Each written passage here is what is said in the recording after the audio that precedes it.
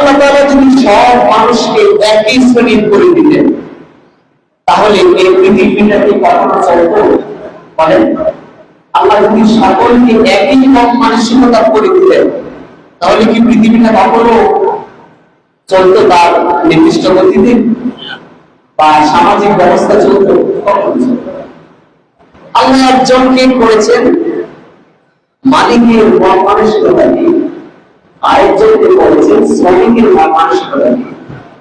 সেটা যদি না হতো, আপনি আমি খাবার দাবার খাওয়ার পরে উচ্ছিষ্ট যে খাদ্যগুলো রয়েছে, অবশিষ্ট যে ময়লাগুলো রয়েছে, সেই ময়লাগুলো আপনি আমার বাড়ির নির্দিষ্ট ডাস্টবিনে ফেলে দেন। সেই ডাস্টবিন থেকে প্রতিদিন এক শ্রেণীর শ্রমিকেরা সেই ময়লাগুলো এসে নিয়ে যায়। তারা সেই কাজের জন্য আল্লাহ তাআলা তাদের